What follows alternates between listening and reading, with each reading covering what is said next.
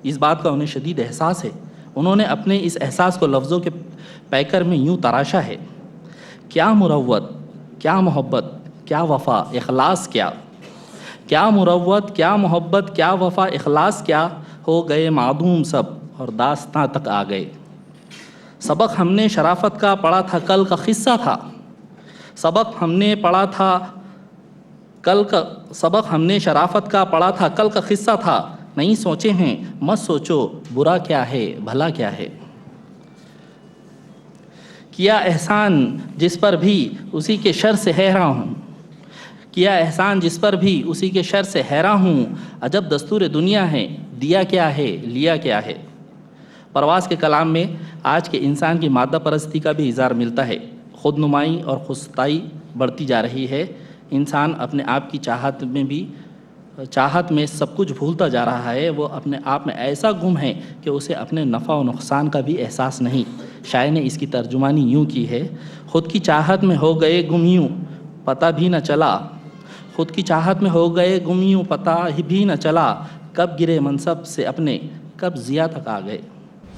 پرواز قافیوں کے شور و غل میں اپنی فکر رسا کو بجھنے نہیں دیتے۔ ان کی شاعری ان کے دل کی صدا ہے۔ وہ نفرتوں کو مٹا کر منزل پانا چاہتے ہیں۔ ہم سفر جتنے تھے سب کو صبح کی منزل ملی، ہم سفر جتنے تھے سب کو صبح کی منزل ملی، ہم ابھی تک نفرتوں کے درمیاں ہیں جوں کہ تم۔ بشیر پرواز کے کلام میں ذاتی فکر کی کاوش، احساس کی تازگی اور شگفتگی ہے۔ ان کے یہاں ایک ٹھہراؤ اور لیے رہنے کا انداز، سنجیدگی اور سکون ہے جو زندگی کے کڑے کوس کاٹنے کے بعد حاصل ہوتا ہے۔ ان کے کلام میں کہیں کہیں ہلکے طنز کی جھلک بھی ہے۔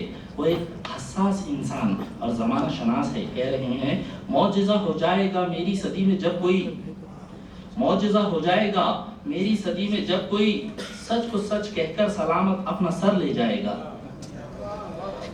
آپ تو ہمارے ہو اور مقتدر بھی ہو، آپ تو ہمارے ہو اور مقتدر بھی ہو، گھر ہمارے پھر کس کے مشورے سے جلتے ہیں۔ پرواز کی شاعرانہ محنتوں نے ان کے اندر ایک طرح کا تعین پیدا کیا ہے کہ وہ اپنے ہنر کے جوہر دکھانے میں کامیاب ہوں گے۔ اس شعر میں ایحان کے ساتھ شاعرانہ تعبیر بھی ہے: رنگ تیرا دیکھ کر پرواز مجھ کو یوں لگے، سب دشاؤں میں تجھے تیرا ہنر لے جائے گا۔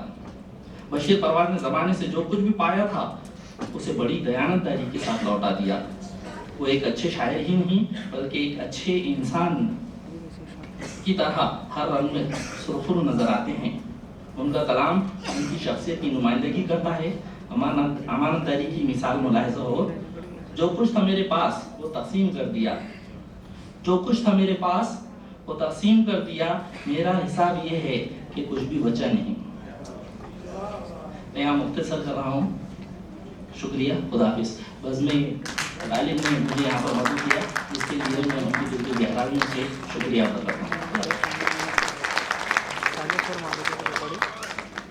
حضرات سامعین، پرواز صاحب کے والد صاحب قدیر شولاپوری صاحب نے کہا تھا کہ بہتی دھارا بہتی جائے، بہتی ہے تو بہنے دو، اس دھرتی پر سب کا حق ہے، سب کو زندہ رہنے دو۔